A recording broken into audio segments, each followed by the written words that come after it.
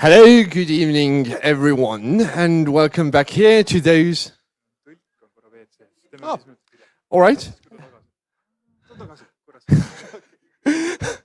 Hello and welcome, everybody. Welcome here to those that have been here for 3 days already, or 3.5, for the best of you, and also for all those best of people who are here for the first time today and now. Prima Vista continues, Suur Futuroloogiline Kongress goes on, and when we look at the best and most widely known source of inspiration for future, the weather forecast, then we can clearly see that a week after Prima Vista will bring warmth, sunshine, and real spring. So therefore, we are now pleased to start with the next talk. And here, I'm glad to present Sawyer.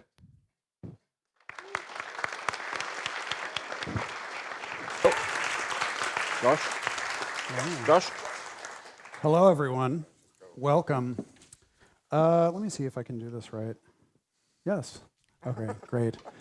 Okay. All right. If you do not know who I am, you just stumbled in here. Welcome. My name is Josh Sawyer. I'm a video game designer. I have been at Obsidian Entertainment in Orange County, California since 2005. I've been the studio design director there since about 2017, I think. I started in the industry in the late 90s at a company called Black Isle Studios. We made role-playing games until 2003 or thereabouts when we shut down. I briefly went to Midway Home Entertainment where I worked on a Gauntlet game and realized I should actually be making role-playing games. So I went to Obsidian, where I have been working primarily in the fields of narrative and system design. Narrative is not entirely writing. Writing is a part of it, but it's about creating the mechanics, the scripting, the storytelling, quest design, working with area designers, level designers, quest designers, artists, to create the story that makes up the whole game. System design is usually mechanical design. It also includes things like UI design and the places where those things intersect. And I am a game director, so I've directed a number of games in my careers, multiple careers in my career. The games I'm most associated with are the Icewind Dale series, which I worked on at Black Isle, Fallout New Vegas, which is probably my most well-known game, the Pillars of Eternity series, Pillars of Eternity 1 and 2, and most recently, Pentiment in 2022. I'm not very good at speculating about the future. I had a very hard time putting this talk together. I finished it 45 minutes ago. Corey's talk yesterday was very, very good. It was too good. So the fire was on. I don't really give speculative talks. Usually what I talk about is, I made this game, it was good in this way, it sucked in these ways, please learn from this. I don't write speculative sci-fi unless you include Fallout, but the sort of range that speculates in is kind of narrow. It's very established by the IP. And Fallout is pretty bleak, and it's kind of cynical in how cyclical it is. I didn't really want to give a talk about that. I'll return to that. Also, I have a difficult time even imagining what my own life is going to be more than 6 months in the future. So the idea of like projecting 10 years or 25 or 100 years, I would be bad at it. Also, I write almost the entirety of all of my talks in the last 2 days. I try, and every time it comes down to the last 2 days and I write everything. I probably have undiagnosed ADHD. So what you're going to get today is a bunch of random strung together thoughts that I kind of try to sculpt into an arc, and it's probably not going to work, but hopefully you're entertained by it. If not, there's a Q&A, and you can ask me about why there are so many ammo types in Fallout New Vegas, or whatever else you want. So Pentiment is the game that's most significant to this talk. It's the last game I worked on. I think it's the most relevant to talking about the future, literature, art, things like that. So what it is in the sort of elevator pitch sense, it's a narrative adventure game set in the 16th century in Bavaria. You play an artist named Andreas Mahler, who is sort of thrust into the role of a detective.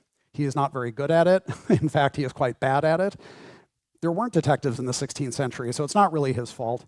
But over the course of 30 years, you try to solve a series of murders and unravel a conspiracy, and a whole lot of wacky stuff happens. But also thematically, it deals with the creation of art, the creation of stories, the creation of history, and about the transmission and preservation of knowledge over generations. So I'm going to start with Sophocles, even though Sophocles is in no way referenced at all within Pentiment, just because this is something I remember from when I was quite young, and it really stuck with me. I don't know if American high schools do it anymore, but Antigone is sort of a thing that winds up coming up a lot in American high schools as a thing of study. Coincidentally, I saw that Antigone, the posters are around town, which is very cool. So Antigone, I think in the United States at least, is his most well-known plays. There are 2 more Theban plays, Oedipus Rex, Oedipus at Colonus, and then there are 4 more plays that he is known for. So 7 plays in total that we know, that we have actually. These are all the plays that we know Sophocles wrote. At least ostensibly, they were written about, they were referenced. There is nothing left of them. So all of that work, of that, only 7 plays remain. So the transmission of information, of stories of history over time is a very fragile thing. And that stuck with me for a very long time. So in the concept of preservation and restoration, now we're talking about digital media. We're not dealing with manuscripts anymore, thankfully. Although I love manuscripts, but that's not a great way to preserve knowledge by handwriting things in big books of parchment. Physical storage for digital media is not particularly durable. We'll find out in generations how long it really lasts, but it's not really that durable. Things in digital media survive because they can multiply. So that's a good thing, but it also has some problems with it. Additionally, digital media does give us access to things that we couldn't have accessed in the past because they were bound in these physical objects that either were impossible to access or were only accessible to certain academics in a certain sphere. So as an example, we use the Bodleian library, the online digitized library of manuscripts. This is actually not a manuscript. This is a Incunabula, an early printed book. This specific book is the 2nd book of Pliny's Natural History. This is a book that is referenced throughout, well, I shouldn't say throughout Pentiment, at a few points in Pentiment by a group of Italian doctors who are arguing about whether or not doctors in the 16th century should still be using a 1,500-year-old text as their primary reference. We didn't dive into the details on this, but it was great to be able to look at this and see what the language was like, what the printing was like. Obviously, this is also illuminated as well. The fact that we could reference all of this stuff is something we couldn't have done 15, 20 years ago. None of the stuff was online, so we'd have to rely either on printed books that were facsimiles or had poor photocopies or things like that, or we'd just have to use our imaginations. This is something I thought, just a detail that I thought was interesting. So the book here was actually printed by Nicholas Jensen. Nicholas Jensen was a 16th century French, 15th century French typographer and printer. And he created a typeface that he is known for. That's the top. That's the actual source text. The line below that is Adobe Jensen Pro, which is a font you can buy right now. And the font below that is Pentiment's printed font that we use throughout the game. And something that I think is quite striking is that Jensen created this like shortly after movable type was created, and we can still read it very clearly, which I think is very striking. As another example of something that not only is available to us, but was in fact deciphered through modern technology, we have the Archimedes palimpsest. If you don't know what a palimpsest is, it is a manuscript, so it's on parchment, and it has been scraped clean of its original writing, and new writing or artwork was placed over the top of it. This was done because parchment was very expensive and it was very labor intensive to make, and if you just didn't need a book full of Greek, blah, blah, blah, who cares what Archimedes wrote? Scrape that off, we have a French hymnal to make. So that's what happened, and in fact, this was found on someone's shelf in the early 20th century, and it remained in a private collection for a long time. And then I think in 1998, it was bought from that private collector and used for a short amount of time, digitized, and they used a spectral imaging to see the writing underneath, and what they found were these lost writings of Archimedes, and one of which isn't quite calculus, but basically shows a lot of the fundamental ideas behind calculus that he had figured out 2,000 years before anybody else had, which is quite amazing. And you can go online and you can look at this right now, and that's incredible. Then when it comes to digital preservation, we have this fucking guy. Yes, he is an executive at Warner Brothers, and he has been responsible for, among other things, shelving the 3 movies on the right before anyone could actually see them. So these movies either were in a state of late production, or they were ready to be released. Who knows exactly for sure, but it was deemed more financially profitable for Warner Brothers to not release them and write them off than to release them. Cool world. So this is digital distribution. Also, he's responsible for locking off access to streaming shows because it was cheaper, or rather, it was less expensive if they stopped streaming it because they wouldn't have to pay residuals to the people that were owed the residuals for the streaming.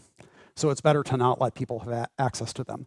Going back to Corey's talk from yesterday, we are at the mercy of people who have the faucet that can turn on and off the content that we want to see. So that's not an awesome aspect of the digital world that we live in. But then there's this fucking guy. This is Warren Spector, and Warren Spector is a big advocate for preserving games. He's also a big advocate for preserving documents on the production of games, going back to when a lot of it was done on pen and paper, but also digital documents and things like that to show how early game developers made their work, which I think is very interesting. So we do have issues with being able to play games from the early era to emulate them properly, and also knowing how they were even made, which is worth preserving. So there is some good stuff going on here. I'm going to tell a story about a weird meme that I indirectly created, and it's taken on a crazy life. So, as I said before, digital things, they get endurance through multiplication. If they're easy to copy and carry on, there's the potential that those things can be corrupted. Like people can either do it maliciously, or they can edit things down just for convenience or whatever. And mimetic transfer will invariably erase the context that it appeared in and also the attribution. Where did it come from? Who knows? Memes are cool, but often they strip away everything that is the source of where it came from. So, this is a character that I wrote in 2011, Joshua Graham, and I think I did an okay job with him. I didn't think that this quote, which is the first sentence here, "I survived because the fire inside burned brighter than the fire around me," I was like, that's pretty badass, man. Cool line. But then, within about a year, this started appearing. These are results on Etsy. You can get a necklace that has the quote on it. You can get T-shirts. You can get all sorts of stuff. It appears as inspirational posters on Pinterest, also on Tumblr. And in many cases, the context is completely stripped away. This is quite fascinating to me. And this was interesting. And at first I thought it was kind of corny because, come on, like, it's just such a weird way. Because, I mean, in this case, he's talking about literally being lit on fire. I mean, he's the burned man. So in this context, like, I get what they're taking out of it, but it seemed kind of silly and kind of weird. By the way, I couldn't even narrow it down to these 4. There are so many tattoos that have this. I'm very confident that few, if any, of these people know where this came from. It's just become this kind of inspirational quote, which is kind of cool, but also kind of corny, but whatever. But something kind of changed my opinion on this. I do want to warn that I'm going to mention sexual assault, nothing in detail, but I'm going to mention it just so you're prepared for that. So there was a woman who was sexually assaulted in Australia, and it was a big news story at the time when it happened. And she was asked basically how she was dealing with it, and the only thing she said back was that quote, "I survived because the fire inside me burned brighter than the fire around me."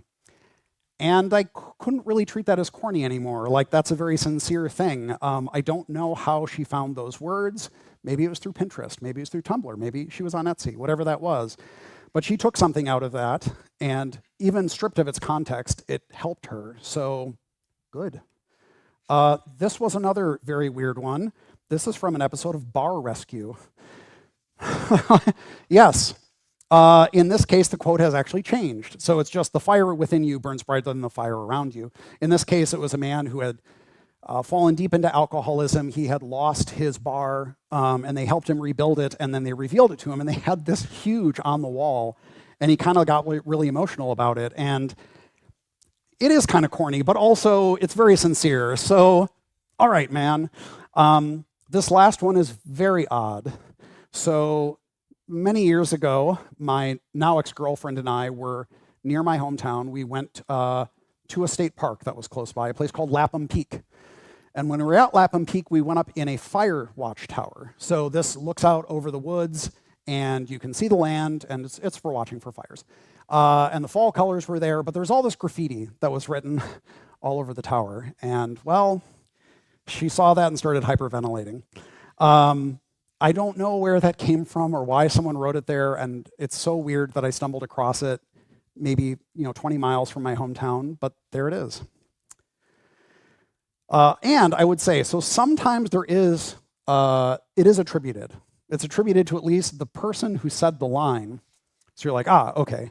So the attribution survives. But the problem is, Joshua Graham is an author. There's a guy named Joshua Graham who is a writer. He did not write Joshua Graham the character. I did. He writes like crime thrillers. And I've never had a chance to cross paths with him, but I wonder if he gets annoyed about being asked about the character that has his name that he's, whatever. But it's very weird. The way that memes spread is very strange. Also, there are other funny memes. So one of the things that we did on Pentiment, I really wanted to release the fonts that we made. So these fonts were not really made for commercial use or widespread use, but a huge amount of effort went into making the fonts. And we released them for free to the fans, and immediately they started making silly things that I find very funny. Our team loves memes, and so seeing all this silliness is very endearing to us. So this video, now you can really tell that I just whipped this together, because this came out like 2 days ago. But yeah, so Apple released this video for the new iPad, and the video, which feels extremely tone deaf, shows an enormous hydraulic press crushing. It starts with like a trumpet, and then it crushes like a record player and a bunch of buckets of paint, which is happening right here, and a piano, and it like mashes it all down into an iPad, and everyone's like, okay, that feels pretty ridiculous right now, especially as the tech industry is imploding and like creative fields are really being screwed over. So it's easy to feel very bleak about the state of tech, especially creative fields within tech. If you did not see, a couple of days ago, there were more studio closures and more layoffs. As my friend George pointed out, every other day, basically, there is a studio shutting down or layoffs happening. So I'm not going to paint a rosy picture about it, but I will talk about some positive things eventually. So Corey talked about how technology does remove barriers. Obviously, technology can be used for awful things. We're seeing it literally every day, but technology has removed barriers. One of the things that we dealt with in Pentiment was talking about the revolution of 1525, also known as the German Peasants' War. And one of the things that was notable about this, there had been many peasant uprisings prior to this. However, this was one of the first ones that happened after print had been introduced. And they printed the 12 articles, and they started communicating with each other because literacy had risen. And they started saying, yeah, fuck that guy. Like, read this. And they're like, I agree with that. Cool, we're going to start a revolution. It did not go well. But they did print these things out. However, it was also used. So the first 2 pages here, they're from the 12 articles. They were widespread, especially within Swabia. The page on the right is a counter pamphlet that says, these peasants, they've burned all these monasteries. They've destroyed all these castles. Which, I don't know, if I saw it, I'd be like, kick ass. But, it was used as sort of a thing to convince people that the peasant uprising was bad. So, today, something that is very important about living in a digital age is that it is very easier to create things, to get into the space where people can get your things. So you can make games, and you can distribute them through platforms. However, as we found, in reality, everyone has a limited dimension, which is time to play games. And if you look at your Steam library, you'll probably find that 80% of the games you've bought, you have no time in. So on the left, I have number of new games released, facilitated by Steam each year. 2014, 1,716 games. 2023, 14,300 or 532. So it's increasing at an extremely high rate. It is very cool that people can make this stuff. It is very hard for people to find an audience, which is just a thing that we deal with now. On the right, we have number of self-published books over time, which is quite striking. This is since 2014.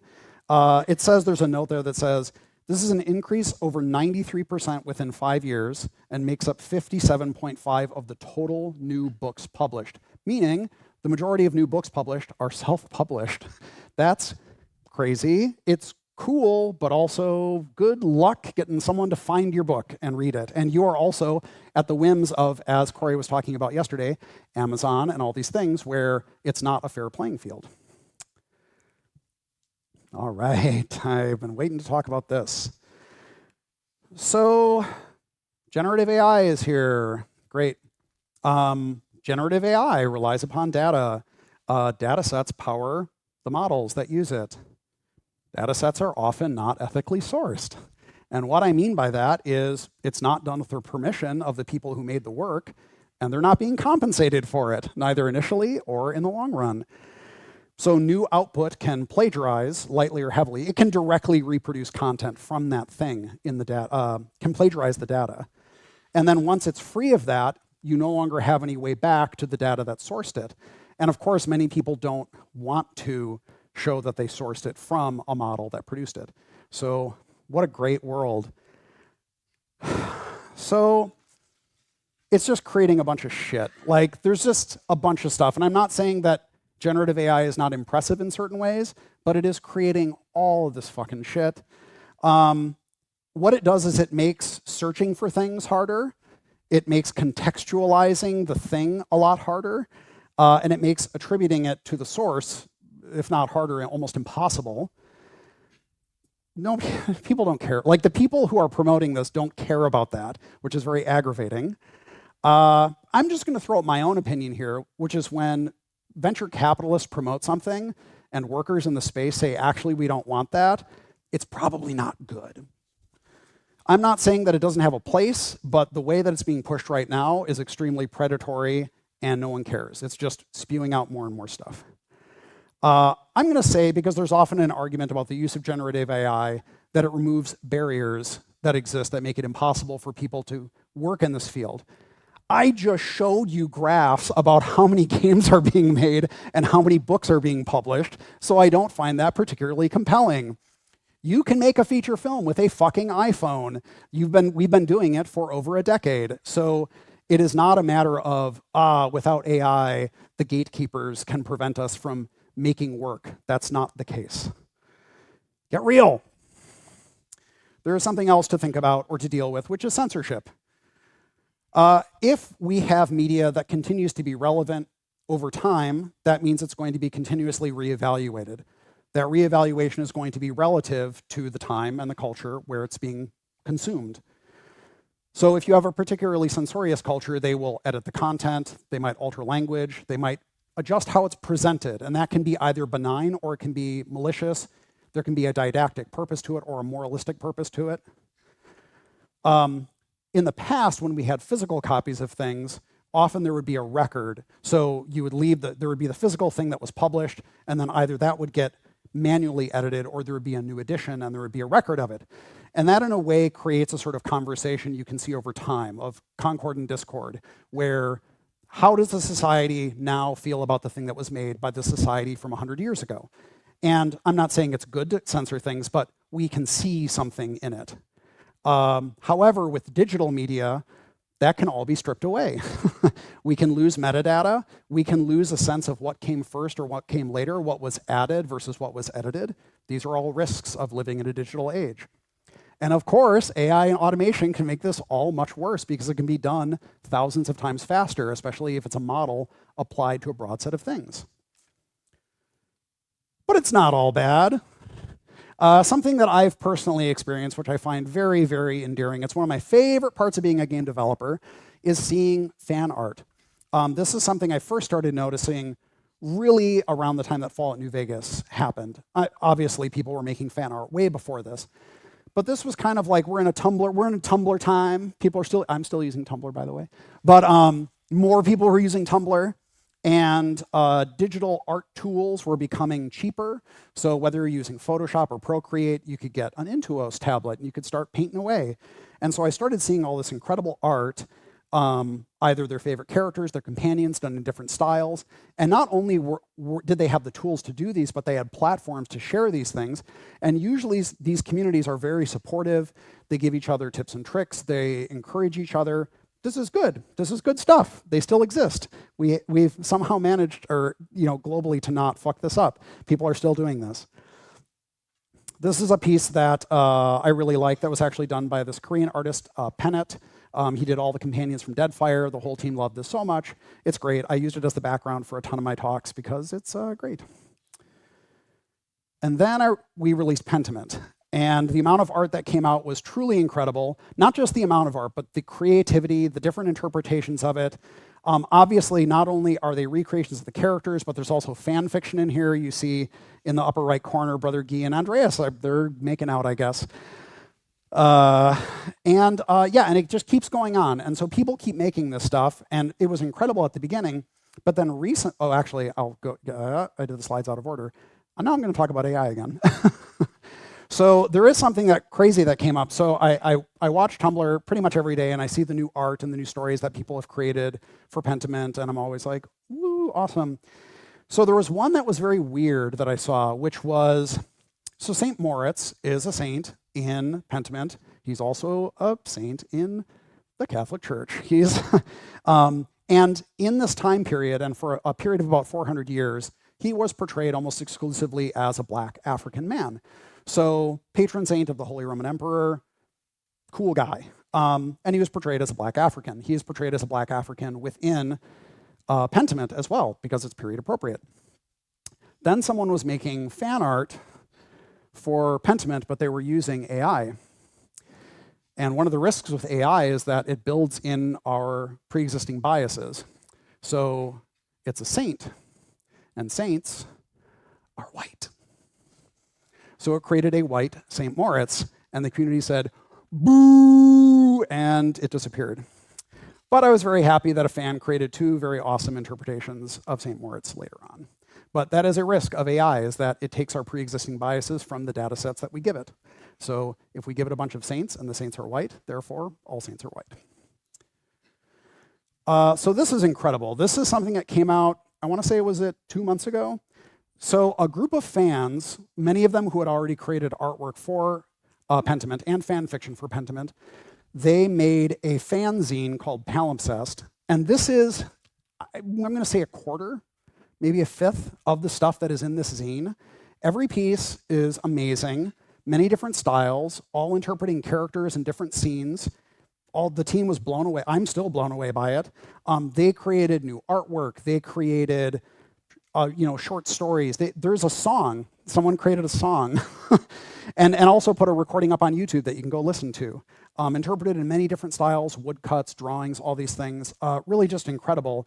And they all did it, basically, they met through Tumblr. So this is something that the communities that exist and can foster each other and support each other, you can go buy it right now on itch.io. It's incredible. And one of the things I found very moving about this is that Pentiment ultimately is about art and the transmission of art and teaching generations to create new work. It's a really big part thematically of the story, so seeing all these people inspired by it was very important to me. I kind of dropped out of the conversation a long time ago about like our game's art. I don't fucking care. Like, I treat my work seriously. I try to approach it seriously. I try to treat the themes that we're exploring seriously, and if other people take it that way, then mission accomplished. And this is art. Like, this is something that came out of it, so I don't care if someone considers the game itself art. It's inspiring art. So maybe the future of digital stuff won't be all bad. I was thinking recently about Fallout. I was thinking about other post-apocalyptic media. Yes. We've been sort of saturated over the past decade with post-apocalyptic media that basically says, like, we're going to keep fucking up, we're going to keep screwing each other over, we're going to keep being cannibals, even though you could plant a seed and maybe grow a plant. It's a lot easier than hunting human beings, but all post-apocalyptic stories have to have cannibals, apparently. But, maybe people in the future can do good things and create good things and have good ideas and make new ways of expressing themselves. So, I don't know. Maybe it'll not be that bad. Thank you.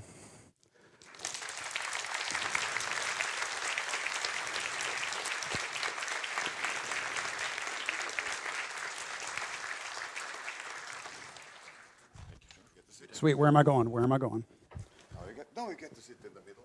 What's that? Oh, I get to sit in the middle? Thank you. Oh, I get the black chair. Ooh, of course. Thank you. Welcome, everyone. Okay, I'm live. So thank you, Josh. This was very illuminating. Thank you. In many ways. So before we go on, very briefly, my name is Paweł Frelikuga. I research games and science fiction. So when I'm playing games, I say I do research.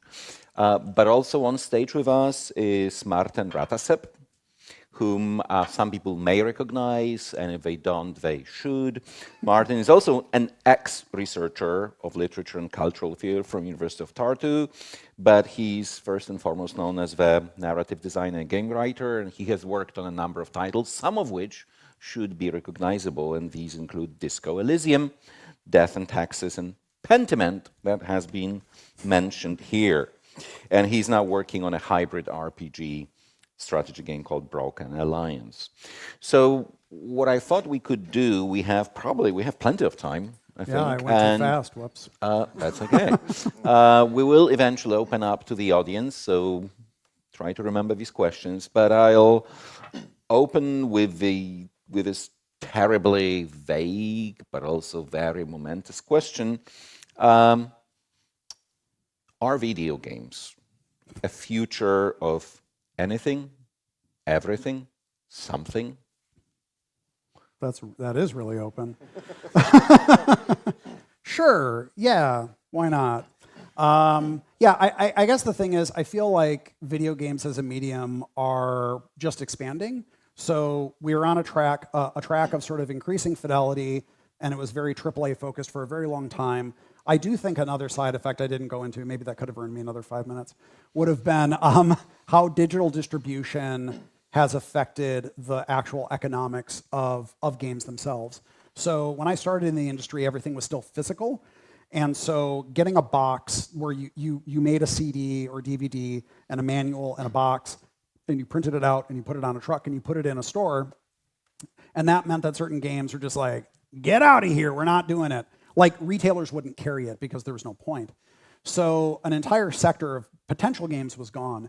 Digital distribution essentially made a lot of smaller games more viable because you didn't have to deal with that entire component. It essentially eliminated the need for retail. So I think that video games are expanding as a medium, not just in terms of gameplay, but also we have a wider spectrum of types of games, also aesthetics, which, thank God, at this point, like the sort of approach, that sort of asymptotic approach towards photorealism, we're finally like, yeah, okay, we got it. It looks amazing. This is a new feature. Yeah, there's a new feature. The reflections are like on 10% of the pixels are 5% better. By the way, you have to buy a $1,000 video card to do this. But then there are a lot of other games where they said, like, we're not trying for photorealism. We're trying for something more interpretive, more abstract, either inspired by certain things that inspire them, like types of art or artists, or just trying to evoke a specific feeling.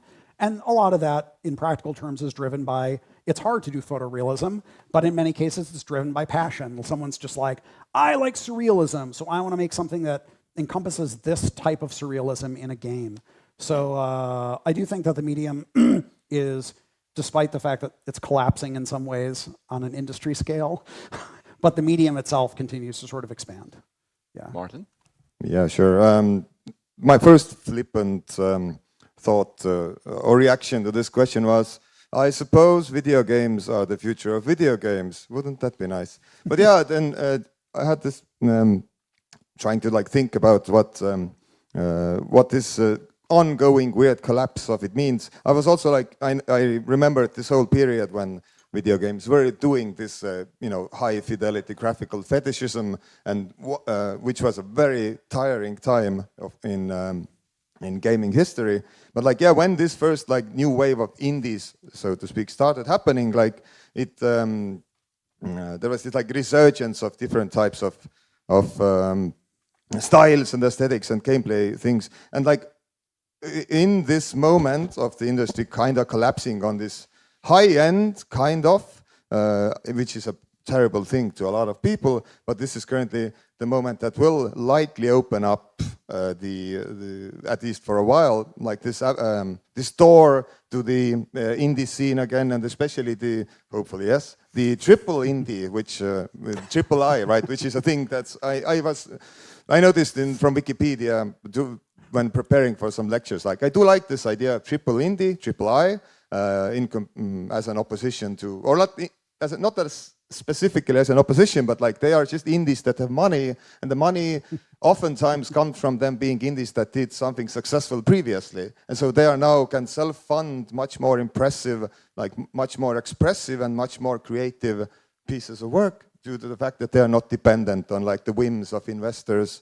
or big publishers. So and like these big numbers that we saw Josh demonstrate on the screen, like it is difficult to compete in this massive within this massive amount of games, especially with the social media scene getting so much more worse for marketing. It is absolutely awful. We can compare, speaking of Death and Taxes, which came out in 2020, and like if you don't have a budget, you do guerrilla marketing through social media shit posting, and you got like this many views and likes, and like we were a completely nothing team, right?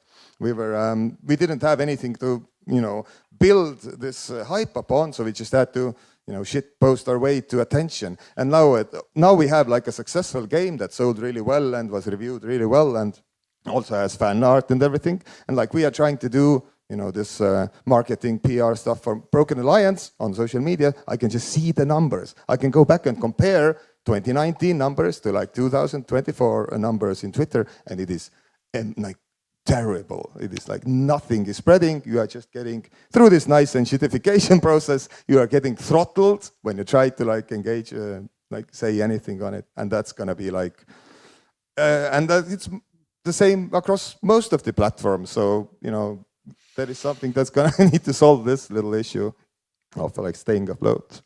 So yeah. Okay, so this sounds great, but I'm going to raise a but. I'm going to push back a little bit because, I mean, I absolutely agree with what you're saying, but this is mostly the projections of the hopes for the video game industry. And what I would like to hear, perhaps, and maybe the people too, I hope, is a slightly bigger picture. So in 2008, there was this book by Jane McGonigal, who is a wonderful person, but the book perhaps is not so wonderful. And the book was titled Reality is Broken, and there was a subtitle which essentially suggested that the future of fixing everything that's broken is playing more video games. And at that point, she also threw the word which everyone now has come to resent, which was gamification. So if you assume that sort of broader perspective, can video games, any kind of video games, without going into detail whether it's AAA or indie or prestige indie or so on, can they really fix anything in the world? Or do they just create a lot of beauty and make a lot of money for relatively few people? Well, right now everything's only making money for a relatively small amount of people. I don't know. I guess I would say, like, yes, it has the potential to. There are a lot of people that I think have played games. I've had a number of people who have written to me about various games that I wouldn't have thought would really have moved anybody, like, to be that passionate about it. But they've told me, like, that it literally saved their lives. I don't know how true that is, but they tell me that. And that's not an uncommon thing. I know a lot of people who've made games where someone reached out and said, this game saved my life when I was going through something really dark. Obviously, there is a sort of cynical way that can be applied where predatory, sort of like preying on addictive behaviors and a desire to escape from a pretty bleak reality that an individual or a society might have, and so people dive into this space to play games. And yes, that is not good. It can be abusive and sort of destructive in a lot of ways, and I don't want to hand wave that away. But also, I do think that, the primary purpose of Pentiment was to entertain people, but there was a strong secondary motive to educate people about not just the themes themselves, but also about this time and place. A lot of people don't know that much about early modern Germany, the Holy Roman Empire, and so they're kind of being, drip-fed this stuff along the way, and a lot of people came out and they're like, wow, I didn't know any of that stuff, that's really cool, and it helps me draw a line between the Middle Ages, which a lot of people have some knowledge of, and the modern day. So I do think there's a potential to do good things. I'm not going to fall into the bullshit trap of, the same thing that Corey was saying yesterday, where like, it can change the world. But I do think there are positive things that come out of even something like playing a multiplayer game. I used to do that for stress relief. I'd be super stressed out.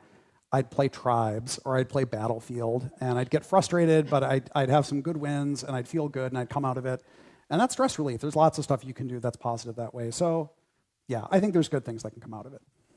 Yeah, especially that last part. I have occasionally heard other people and even podcasters say like this socializing aspect of video games was something like that managed to get them out of a personally negative situation. If you grow up in let's say a very racist southern town and you don't have access to people who are different to you, but then this person found a community of different minded people who by playing online, and then started communicating with them, and they were like, hey, let's talk about these issues that you might think about, but then they had a personal relationship, getting to talk to these people about homophobia and racism, all of these issues. So that's a good community thing that it can allow.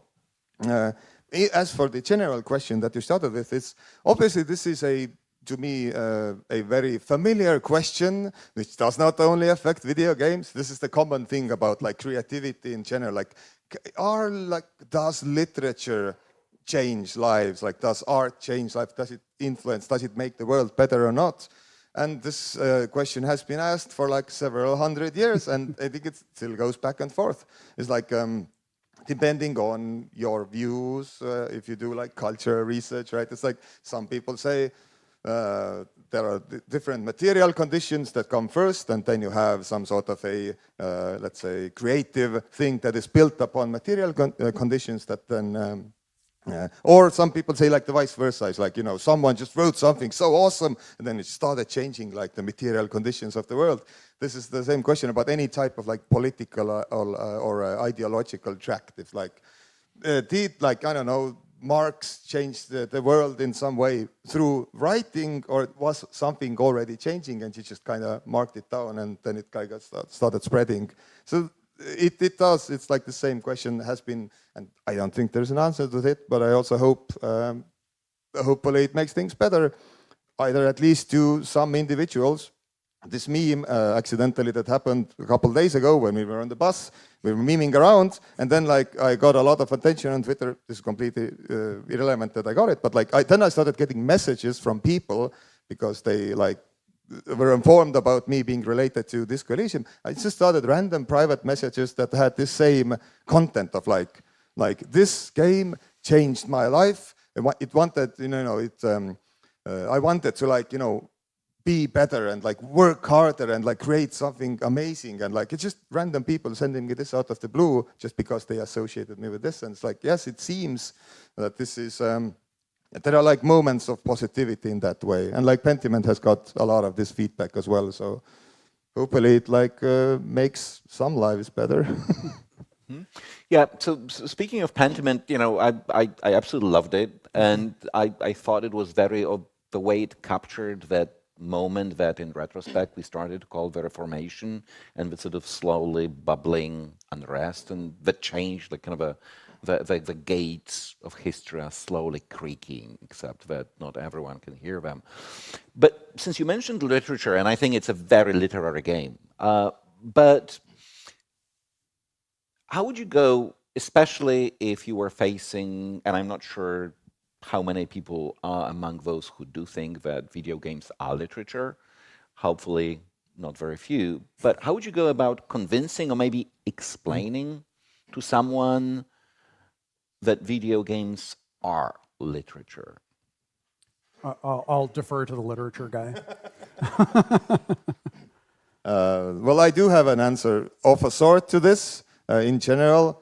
But this is very like Estonia specific, so at least I will throw that out. Here we are. Yeah, maybe that fits. So in my view, and this relates to this coalition, well, we are in Estonia, at least in this spot, which is, I would say, I guess slightly behind the rest of the world, where like, video games are not considered particular art forms. They're just like some sort of entertainment, like in general, like outside perhaps the room here, but like there is this vibe, right? And then we have to, especially us who have managed to do something, go through this process of legitimizing the art form. And of course, the easiest way of doing it is referring to like other important successful things and say like, hey, we are also doing something of this, like, even though games are just games, they are a form of their own, but like this process just kind of requires of like explaining to people who are not familiar with the genre and don't play video games or don't know what they are. It's just kind of like start picking things that are like, hey, these are important things. It is similar to this. It has elements of this. So in like, I do agree about this, as Josh said in the talk as well. Like this whole question of like our games art or our games literature is also like, I kind of don't care either, but there is a practical, pragmatic reason of doing this, especially in Estonia. Just we need to legitimize this to get funding or like whatever, anything, so that the game dev industry can just, get on their feet. So there's that at least. I think that, it really depends on the audience because, for example, like you say, if you're trying to get grants, if you're trying to legitimize in an official sense, like a way that affects your ability to do the work, then that is an important argument to have and to make. And I do think references, comparisons to other media are relevant. If it's just a person, I don't fucking care. Like, usually it's brought up in bad faith. I don't think it's literature. Cool, see ya. Like, I'm gonna keep doing my job unless you're gonna stop me from doing it. Like, unless you answer my riddle and tell me how games are literature, you can't unlock your computer. It doesn't matter. Like, there were, I love Roger Ebert, but there was the whole Roger Ebert. Like, I don't really think there's a sort of logical, rational, good faith argument, just as, people who hate modern art. You can't logic your way through it and say like, I've airtight figured out Jackson Pollock is art. You can't argue against me. Like, if they don't buy it, they don't buy it. And from my perspective, I'm the one doing the work. So I do think looking to other media as an example of like, how did people approach this sincerely with, a certain, I hate the word professionalism, but like you treat it seriously. You try to explore themes through it. You try to communicate something sincerely. And I think that if you do that, there are always going to be the haters and the naysayers, but if the general body of people that interact with it start to see it the way that you do, you don't have to make the argument. Like, the argument is the work and the way that people experience it. So that's what I think. Yeah, and I agree with that. And this just brought to my mind this one point of like, given the numbers of I guess the population of the globe, right? There are so like immense amounts of people here all across the globe, and this digital media allows access to a far bigger population these days. And like, this is what annoys me about all of these bandwagon games, expensive games of like trying to do some weird type of market research to like grab a vague amount of people, while like this point is to do like you do a serious work of creativity where you're trying to say something, and like since the world population, the people who are interested in video games and just art in general is so massive, you will find a crowd oftentimes, right? You just need to figure out the way to get it to them. This might be the difficult part, but there is a crowd who will love your stuff. It's out there somewhere alongside all these people who will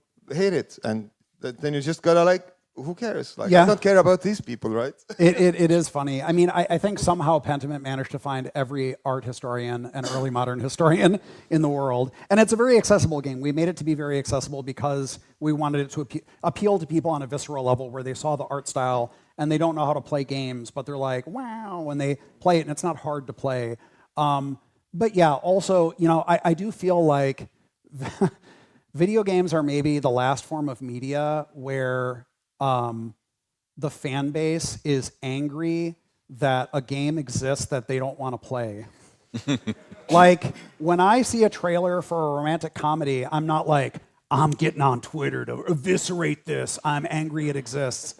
But that is a common response that I see from a subset. It's not a common thing, but it's a very loud complaint where it's like, I hate this game. Don't play it. Like, nobody's making you play this. Just ignore it. It's okay. But I think as the audience grows, it just sort of self-selects. You're going to find people who like, I love mystery games. I love virtual novels. I love first-person shooters, whatever. Great. There's a growing audience of people. They're each going to find the specific things they like. Great. This did remind me. I wanted to that one example from the trailer when we set out the trailer for Broken Alliance, whatever, 2 months ago, whenever that was, or a month ago. And this is like a good example of the completely pointless online hater, like who just. Fine, you have some amount of views, you have some comments, people are like, hey, and there's just this one person who comes in and wrote as a comment to the trailer of this weird indie, strategy game inspired by Heroes of Might and Magic, and this is the comment. And why? Like, I cannot even fathom the mind who feels it necessary to write this. It's just like, have fun, but no one will be lining up to play this. Like, and that's just it. And the point is like, why? It's not constructive feedback, and it's like you're just hating something. You saw like a minute-length trailer and just needed to hate on it for no reason, and even make this like weird, like very large-scale like comment. And it's like, no, sure, I'm pretty sure people are gonna be lining up to play like Heroes of Might and Magic type games. Those are like quite popular. So it's like,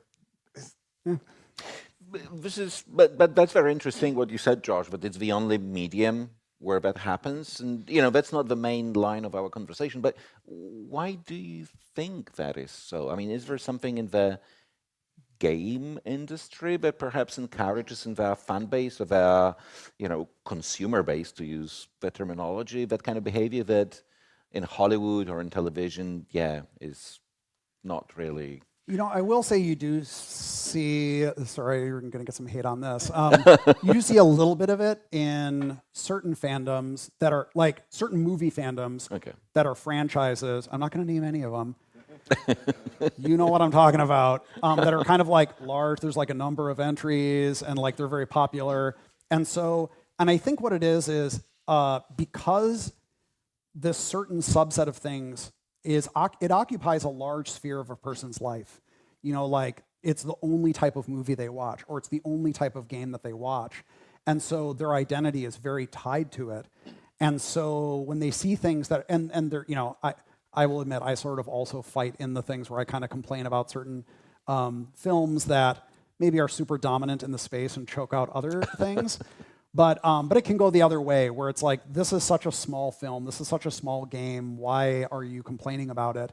But I do think people they identify with this thing so much that when they see things that feel like intrusions into that space, or things that maybe are by their existence critical of things that are not like it, so movies that are not like the big mainstream movies, and people say like, oh yeah, at least this isn't like the big mainstream movies, and then they feel the need to like, I'm gonna tell you why the big mainstream movies are actually awesome, and I hate your stupid movie. So I think that's probably part of it, is that depending on the audience, it occupies a larger part of a person's identity, and they sometimes see, or they're provoked by people, honestly. I provoke people sometimes, and that creates that friction there. This identification with something I brought to mind, like it can also happen with like basically brands. Sure. Because the thing that came to mind instantly is like when Pentiment came out, the Xbox Metacritic page, the public section got review bombed like a little bit by PlayStation fanboys who are just like putting zeros and saying like this is shit only because it is an Xbox game. No, so a PC game, but an Xbox game. Sure. And like they have this console war thing is still going like 20 years on, and the only reasoning for like hating on something is like, oh, it's on a different platform. Like it's like a strange thing to identify with. It's like PlayStation, yeah. I hate everything else. Yeah. So yeah, business again, right? And that's the question again for both of you. So Josh, every single game that you've written or directed is very strongly narrative-centric, and I guess that applies to Disco Elysium.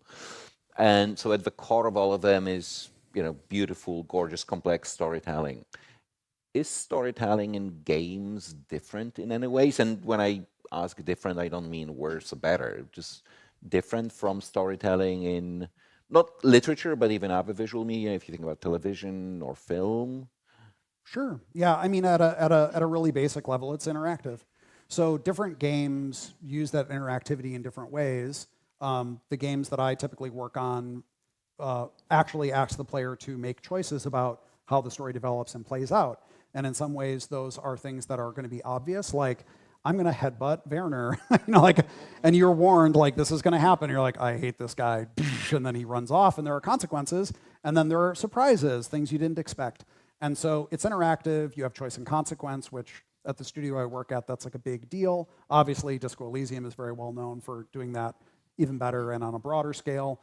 So the interactivity is a big part of it, but also it can happen through more, you can have games like Immersive Sims, where it's much less about the, let's say scripted storytelling, and it's much more about giving the player an environment and a set of tools and ways to interact with the environment. And there is storytelling within it, but then there's also the story that they create that goes along with it. So the player is an active participant. They must interact with it to proceed. That's why it's not a movie, right? So even at a very basic level, you can look at something like Dear Esther, which is pretty straightforward, but the player being kind of forced to interact with it, it has a different effect than just sitting and watching something play out in real time, where you can look away and you can fall asleep and it'll just keep on going. But a game usually kind of by its nature requires you to input to move through it, and that creates a different experience. I do think with Pentiment, one of the things that I try to do, which I think most Obsidian games try to do, is that when you ask the player to make choices and you put moral and ethical considerations into it, it affects them differently than seeing a character make that choice in a film. This is especially true, I think, of the executions that happen, or the mob that happens in Act 2 of Pentiment, where you have a number of suspects, and it's very unclear who did that. And you have to pick someone. You're forced to pick someone, and you know that they're going to die. And it really makes a person ask themselves, like who do I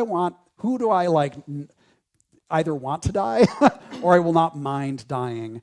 And usually the consequences of that, what I've seen very often, is players feel very bad about making that choice. Even if they feel good in the moment, when they see it play out, often they're like, oh man, I didn't know it was going to be like that. Like, this is so much worse than I thought. Or they see the consequences play out a generation later, where someone says, I still can't forgive Andreas for letting my husband die. And you're like, fuck man, that was 20 years ago. Yeah, you're still hung up on that? But the player feels it. The player feels it in a way that they wouldn't if they watched a character doing it passively, because they made that choice. So obviously that's my perspective, but games in general, they're just interactive, and that's a different experience. Martin? Yeah, I don't have much to add to that. That is the most important, or at least the main difference between the two. It certainly depends on the genre. That's, of course, we as role-playing game makers in general put much more effort into that, but a lot of games are much more straightforward and linear, so they don't even deal with that. But yeah, I think my only addition would be, like, on a putting pen to paper level, the writing itself, when it comes to prose and dialogue, that is just like writing always is in screenplays and books and everywhere else. But yeah, then just hacking your brain to understand this interactivity and reactivity, and like just this non-linearity that also games might have. That is something when you are trying to do it, it takes like a little bit of work, and maybe not all people can do this thing. I think most people can, if they are a creative person who know how to write, good prose and dialogue. You just need like a little bit of work to expand away from being like linear with your storytelling. But if you get there, then I think it's your go. Okay, I have one more question, but perhaps I can hold it back for later on, and I'd like to open to the audience.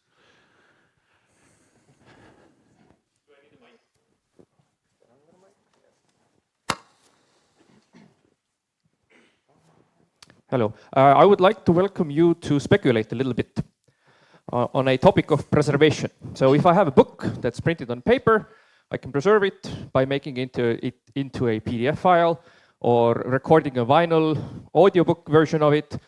So I record the book as it is on a different medium without adapting it. And I would like to invite you to think how one could preserve video games on a different medium, but I don't want to talk about adapting it. You know, I don't want to say, we preserve Mario games by making a Mario movie, because that's a different thing. But like, can you preserve a video game on a piece of paper or with some plastic pieces or something like that? So what do you think? Yeah, we should just print it all the assembly out, right? Or just all the binary out. We could do that. But I do think, though, that long-term, I think it's an ongoing thing. Like, for digital media in general, is just figuring out what physical media can we use that is durable, physically durable, and will not degrade over time, and by that degradation, degrade the digital information on it. I don't actually know that much about it. I do know that is it crystals or is it glass? Am I making things up? I think there. What's glass? I think glass. Like, so there have been some research and experimentation with finding media that is more durable, that can last, who knows, much longer than we have now. I don't know. I remember William Friedkin was complaining about, someone was saying like that Blu-rays are going to fade, and he's like, mine hasn't degraded. I've had it for more than 10 years. They say it was going to die in 10 years, and it's fine. But you know, it's plastic basically. Like, so this stuff can be destroyed. Magnetic interference can destroy drives, things like that. So I do think it's a problem. I think we'll figure it out. But yeah, that's why I was saying during the talk, like right now it's just through multiplicity. Things just survive because there are other copies of it. So if I copy something to my thumb drive and then drop it in a river or something, I go, oh no, but then I just go back to my computer. But then I go back to my computer and I realize that that drive died or something, and I go, oh my fucking God, I'm so stupid. Some people use cloud storage for that, which has the potential for redundancy if you have that is built into the server structure and things like that. But in terms of the medium itself, I think that's just material science, which is, I have a friend who's a PhD that has explored some of that stuff, and she starts talking about it, and then I just go, because it is crazy stuff. It's very cool. Yeah, I'm not sure, like, I don't have a good answer for that, especially the swapping between mediums and how that changes things, though this just brought to mind a topic I've been generally thinking about, and maybe I will try to do like a lecture on it at one point.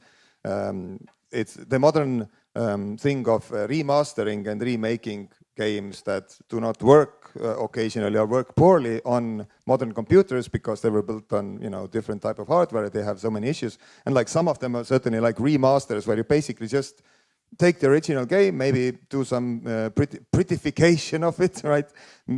Up the textures a little bit, but it plays the same and it looks the same and it's the same. But then it's like, I don't know, Final Fantasy VII, which is a very interesting case of like making a remake of a 1997 game or whatever, which is a like completely like rebuilt in modern ways, and then it's meta commentary on the game that it was like in 97. And it's like, this is an interesting thing in general of like remaking a game and also making it completely, not complete, but very different, like to a larger degree. And that is like, this is a whole topic for a PhD thesis for someone. Someone needs to pick this up. Someone right here, right now. Yeah, exactly. You have like, you know, this is the preservation question of like digital media. What does this entail? It's something I think is actually interesting about when I saw Diablo 2, is it Resurrected? Is that what the sort of remake is? Because it's the old code, and you can actually see the old game running underneath it. So what's crazy about that is that it's actually the old, because they were like, no, this is legit. This is the original game.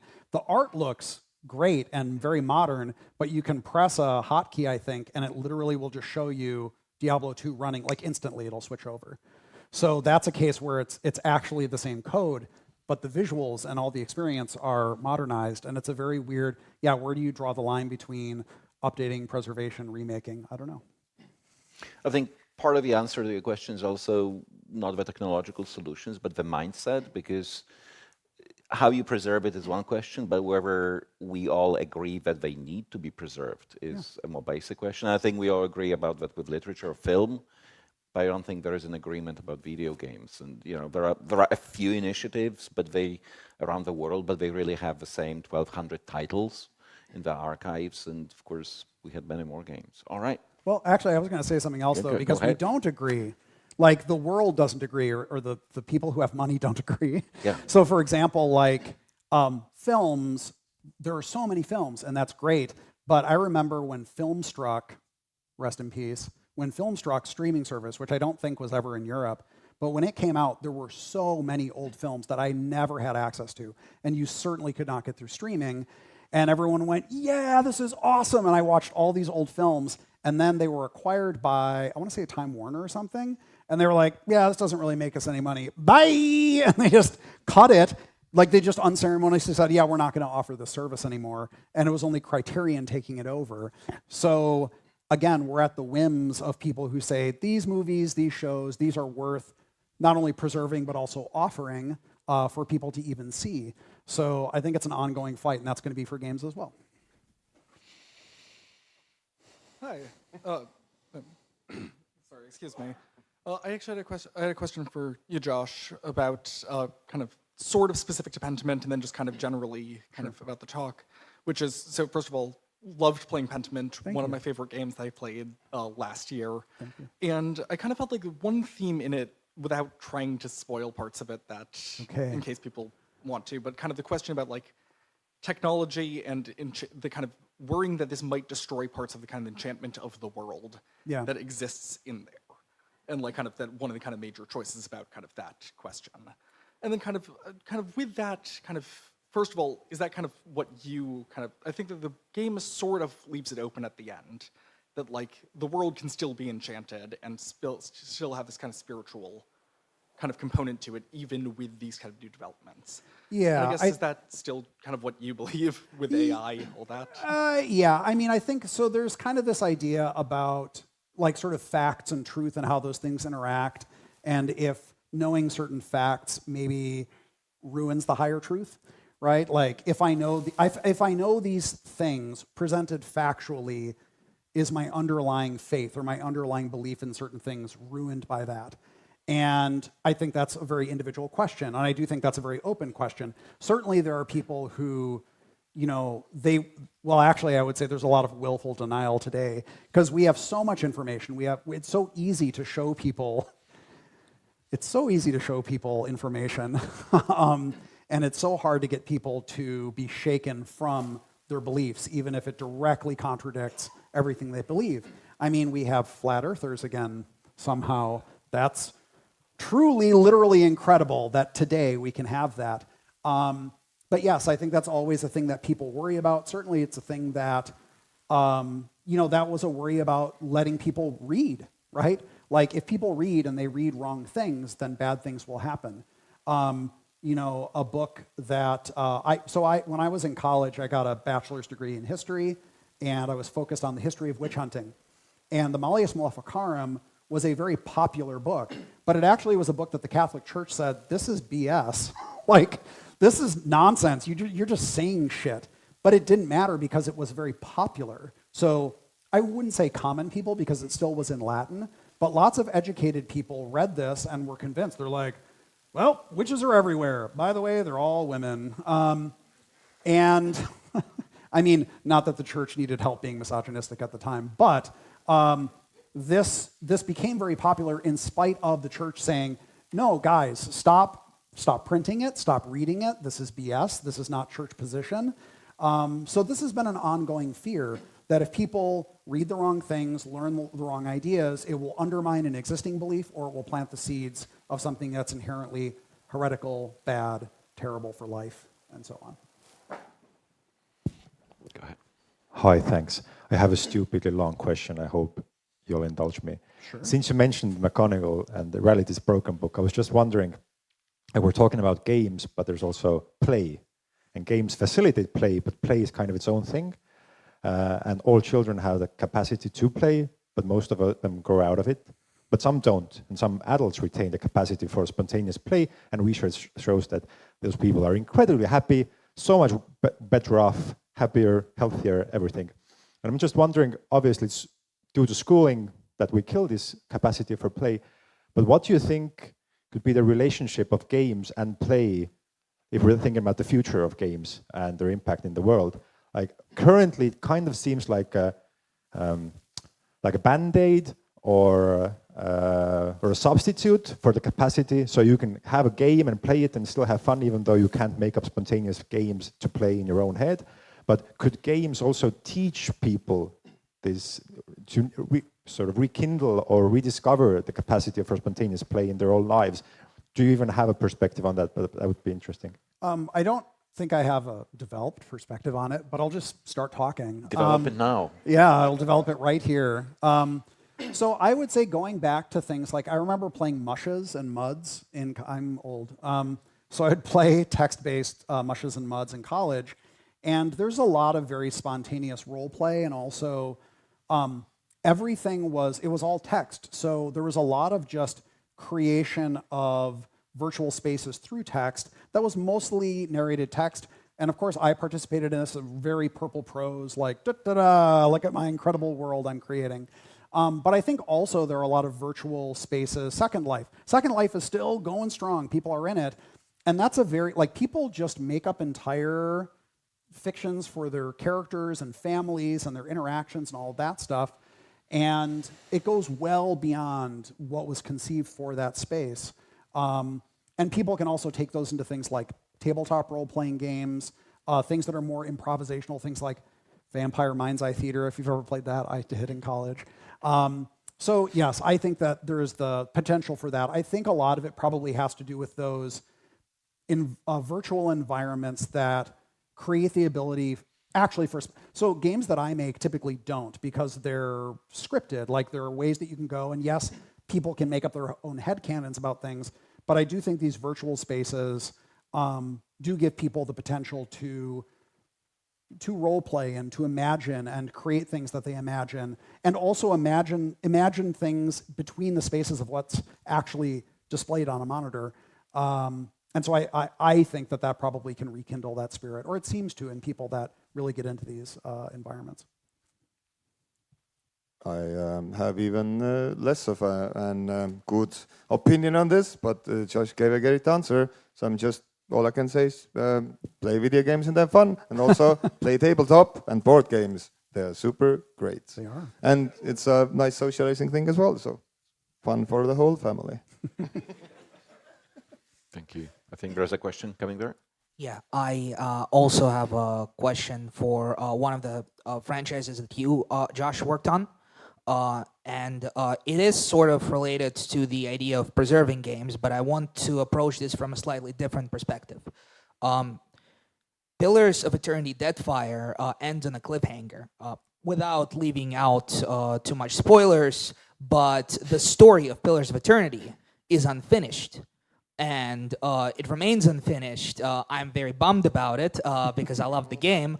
But I want to use the opportunity to ask a question of how can we preserve the legacy of cliffhanged stories for them to make sense? Oh, that's a good question. I mean, I think this is a problem in fiction as well, obviously. I mean, it's interesting because I wouldn't say I'm like the #1 Tolkien head, but looking at, you have The Hobbit and you have The Lord of the Rings, and The Lord of the Rings is a complete story, but there are so many branches and other ways that Tolkien explored that world. I mean, he started in a specific age that was, well advanced from the beginning of time. Later he made the Silmarillion, and there are like unfinished elements in that his son helped contribute to. So I think this is a problem in broader fiction, and I would say that, again, going back to the idea of communities and community development, fan fiction is so popular still, and whether you want them to or not, people are like, I'm telling you how it went down after this. Or they'll edit the story, they'll make their own versions of it. I recently learned, I didn't even know this mod existed, someone made a mod of Honest Hearts, the Joshua Graham thing from before, And they completely changed the story. They completely changed the character. They basically just made their own headcanon version of Honest Hearts narratively. Go for it. You can do that. So people have the ability to do that. And personally, I think that is totally good and fine and cool. Obviously, the IP and the stories are not mine. Like when I made them, I was working for a company. This is usually the case. It's now owned by Obsidian, owned by Xbox, owned by Microsoft. So maybe that story will get resolved someday, or maybe fans will resolve it in some way if that never happens. But I think there are avenues now, usually through online communities and things like that, and distribution of those things, whether they're official or not. And I don't think, especially if the official IP holder isn't really advancing it, if the community enjoys that, that's valid. I think there are 2 questions at the back.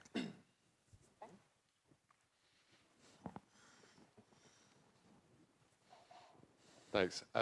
I recently had a buddy who got laid off from Creative Assembly as part of Sega kind of scaling down new IP in Europe. Sega obviously doing very well in APAC, specifically making gambling-based media. Do you have, beyond like it's predatory and bad, do you have any thoughts on the gamification of gambling and the gamblification of gaming? Yeah, I mean, I guess more broadly, I'll kind of cop out on this, but I like making games that people get into and then step away from. Like, I don't think there's anything wrong when someone shows me a screenshot of their Steam total hours played of a game that I worked on, and it's like 2,000 hours, 3,000 hours. I do have a little bit of concern about it, though. I don't make the games to be played that much. I don't want people to be like, I gotta have it, I gotta go back, I gotta play it again and again and again. I don't want to foster that behavior. That's not the experience I'm trying to create. And I think that as a director, a lot of what my job is stepping away from the individual choices, because we're creative people and we have conflicts a lot. And when those conflicts are at the specific level, often they're very difficult to resolve because, like, I like this, fuck off, I don't like that, I like this instead. But you start to step back and say, what are you trying to do? Like, what experience are you trying to create for the person playing this game? Emotionally, are you trying to make them think about something? Are you trying to make them consider something or different angles of a thing? And if the answer is, I want them to addictively play this over and over again, I don't want to do that. So I can't answer that question for individual developers, but that's not why I make games. That's not the experience that I want to create. I know that at levels above me, broadly in the industry, there are people that know I want people to play like over and over and over again because that's how we make money. Personally, I want to make games where you pay an amount of money and you get the game and you play it and you're like, that's great. And maybe you play it a few more times and you say, I still love it. But that's just me. I don't know if you have any thoughts on that. Okay. Yeah, no, Great. nothing in specifics. Okay, I think there's one at the back and then back to the front.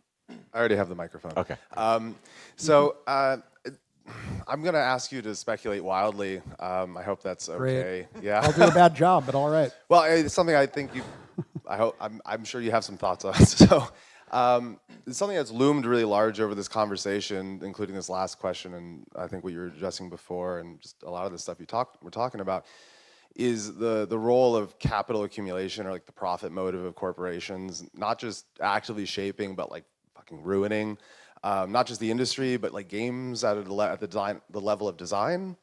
And we've seen recently sort of moves towards more worker co-ops.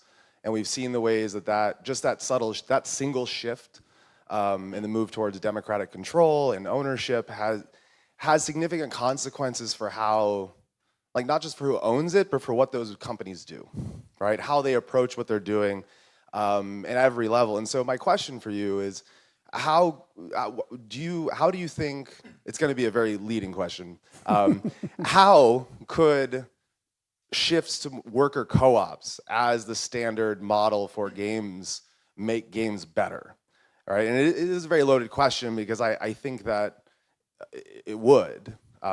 putting my thumb on the scale. Yeah. But so I'm curious, like, kind of, if you have any like specific thoughts on things that you think would change and make games better, not just in terms of monetization, but like maybe at the level of design.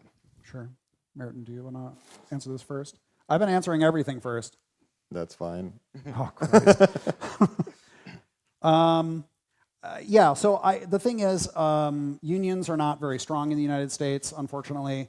But I do know some people in the US who have helped form co-ops, and it has changed how they approach things because I would say, not exactly in the same way, but in the same way that an independent developer that gets money, holy shit, they make money from making a game, and then they can fund making the next game. Obviously, how that game gets made is going to depend on the structure and where the power actually lies within it. So I would say even an independent developer, typically, if they're not being funded by a publisher, they have way more control over what they're doing. I mean, this is something that we found even when we worked on Pillars of Eternity. In that case, I personally felt like I was answering to the backers of the game, but we didn't really have a publisher until very late in the process. The money was raised by fans, and so we were really free to design that the way that we wanted to. And now that being said, there are still audience expectations that I had to wrestle with, and that was actually very challenging on both Pillars of Eternity games. But what we didn't feel was that one, a publisher wouldn't have let us make that game. Like, they wouldn't have let us make a party-based, real-time with pause, isometric game in 2012, 2015. That wouldn't have happened. But then also there weren't other considerations like, oh, we got to get all these, basically money-making schemes embedded into the game. That was never a consideration because we don't want to do that. And again, most of the people on the team just want to make a game that people enjoy. And then the consideration was, what it traditionally I think should be is, who's your audience and what are their expectations and how much do you want to cleave to their expectations and cleave away from those expectations. I think when you have something like a co-op, again, where's that money coming from? Wherever that comes from, again, if it's within that company, then the structure is going to change how the game gets made. And there's a lot more lower level stuff that happens at that point. But I do think a lot of it just comes from when the people at the developers themselves are determining that, as opposed to people that are one or two steps removed from that. I think that's what creates the fundamental shift, personally.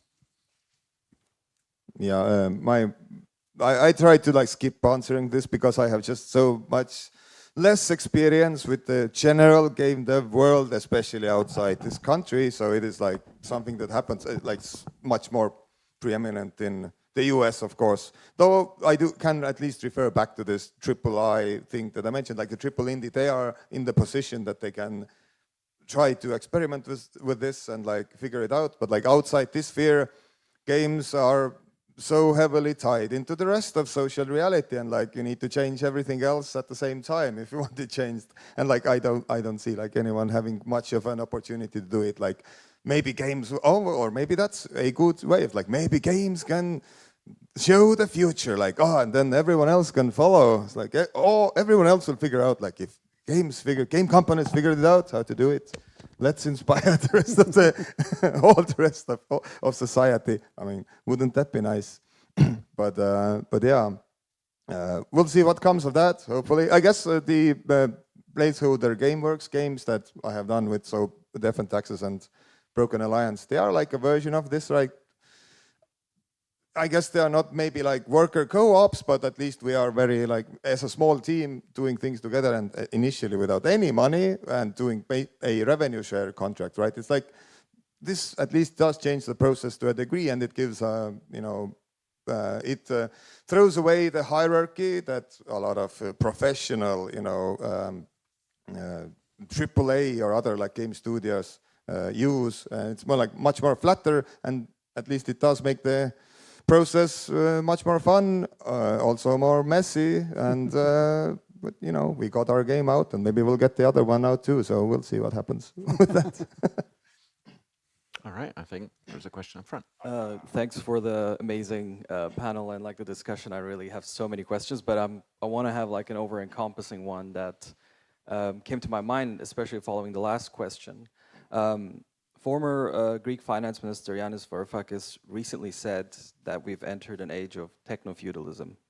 The previous discussion and several points were related to means of production, means of financing, cutting the middle people in between the backers and the developers. No matter how we bypass, and there's a lot to work on that situation, at the end of the day, a lot of the services we are now using are leased and rented for short periods. We don't own anything anymore, and I think it's not going to get any better. That's my personal opinion.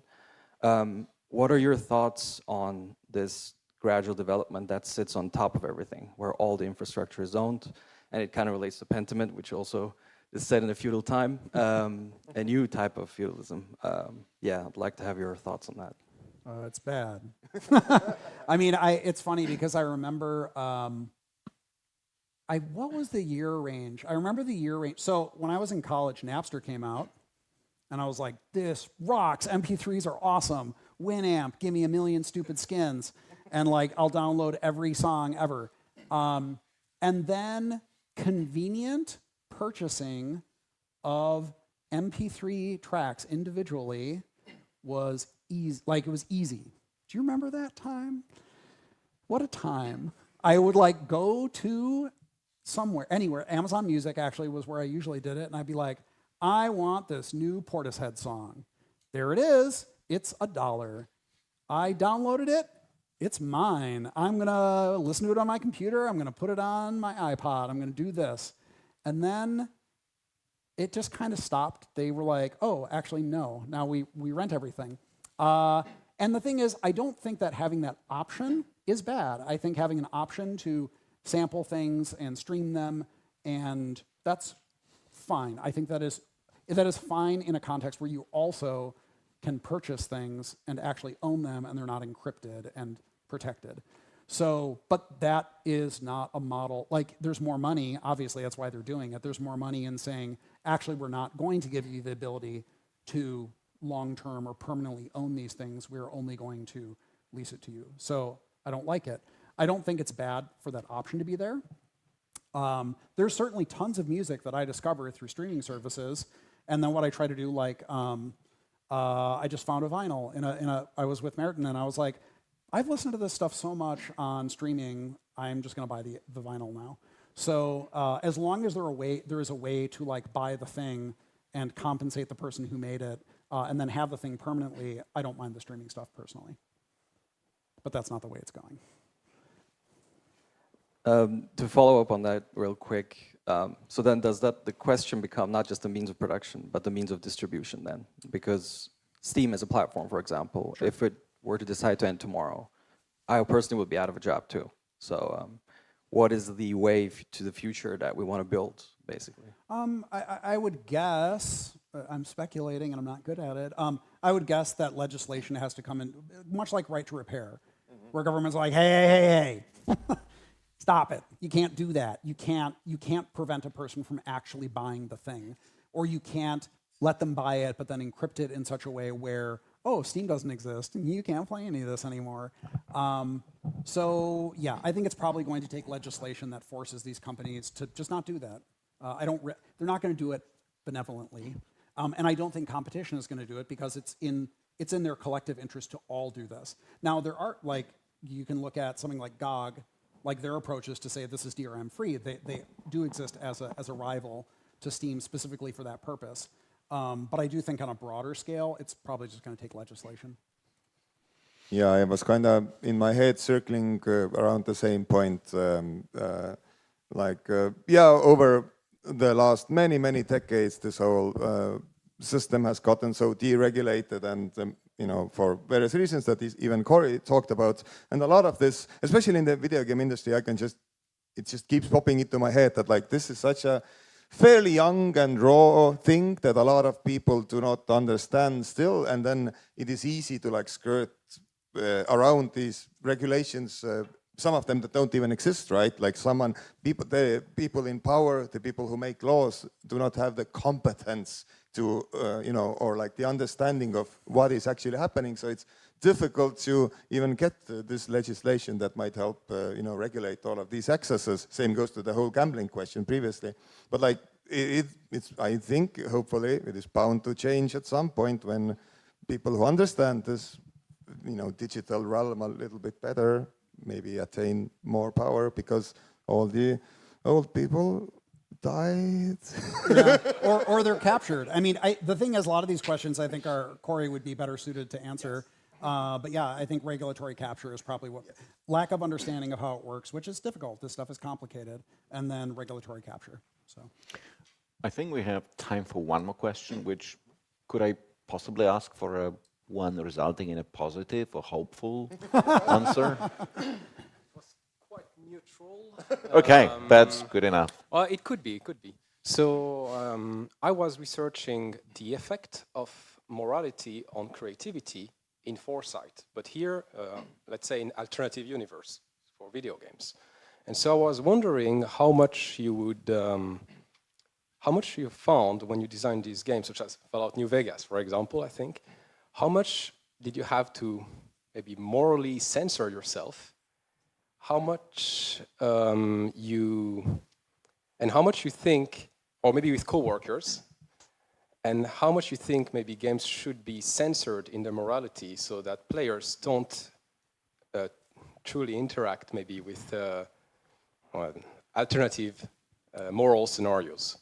That's a fair question. By the way, and I hope you don't take this the wrong way, but I'm glad the last question is being asked by someone who has a very Albrecht Dürer appearance. It's very appropriate for a Pentiment-oriented panel. Thank you.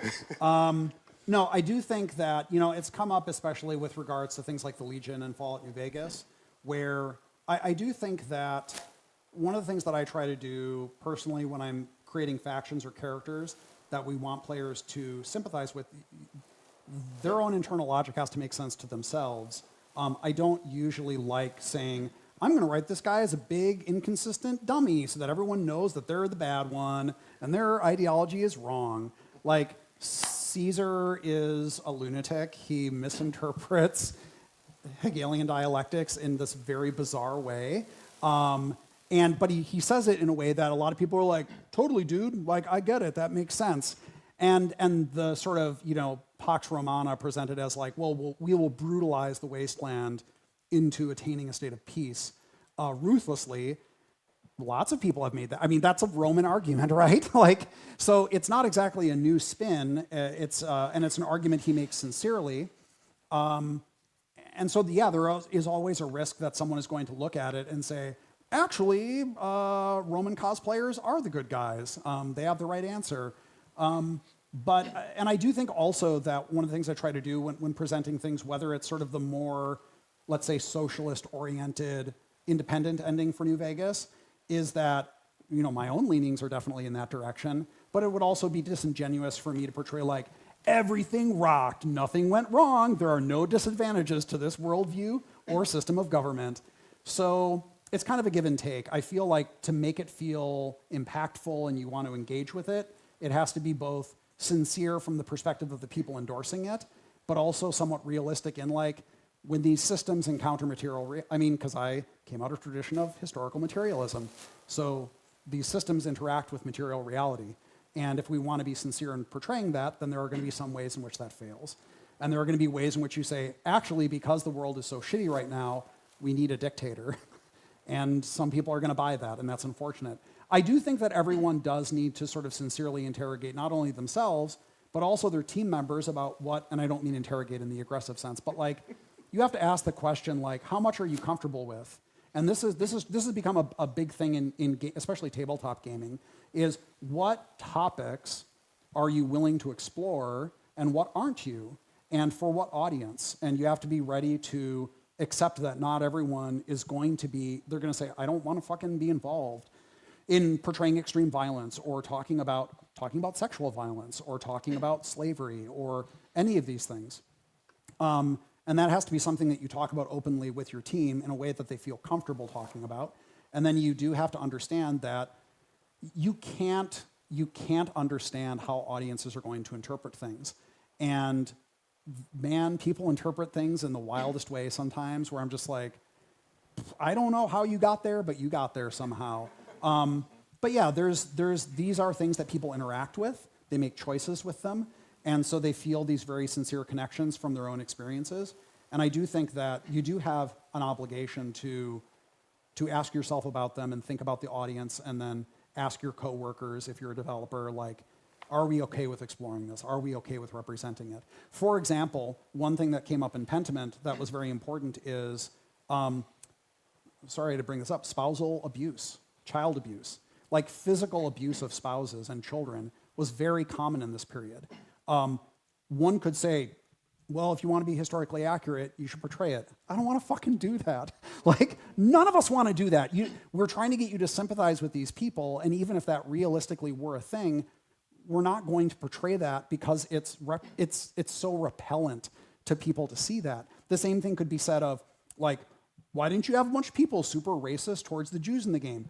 Because I don't want to see that shit. Like, I don't want to play a game where that's like what's being explored. You could make a game and do that. A person could make something that explores that in a way where that could be handled well. I don't think I could do that well, and no one on the team wanted to do that. And so we're like, they're chill with it. They're okay. Shut the fuck up. We're not doing it. Same thing with, you know, child abuse and all this other stuff. Like, yes, it happened. We don't want to portray it. We're not going to do it. Märten, last words. Oh boy. I will try to make this as short as possible, because this is this thing that popped to my mind. This is like several hours of lecturing could be built on this, which relates to Disco Elysium and the way it portrays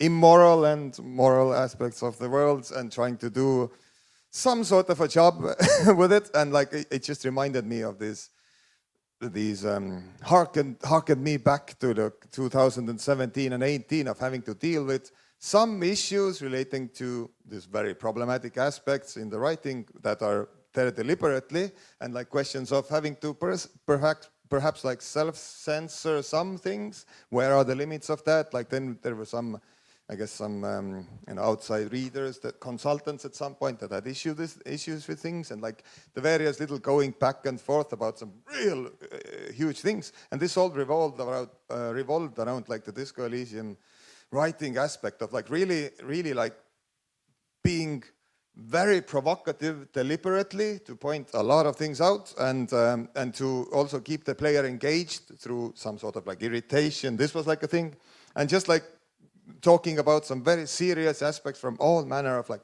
we didn't like, you know, try to avoid things. We're just like, we're gonna push on this button and see how far we can go with this.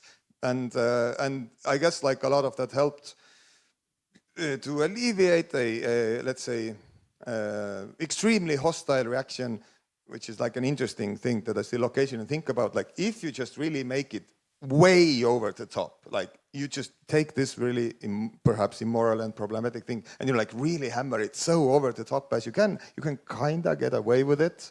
It becomes like, like this constant parody of things that perhaps people understand. The audience is seeing you shake your head. Yeah. You're like, I don't agree with this. Yeah, it's like, but then it's like it's very like this vague, nebulous thing that I remember just like this being issues internally as well, and like I guess, but I think most of the things were left in the end, like, or even these things that we went back and forth on, like some real vile things, I would say, it's like they still stayed in the end, and we weren't shot on the street, so I guess that's fine. On that optimistic note. Yeah, that's very optimistic. Josh, yep. Märten. Yep.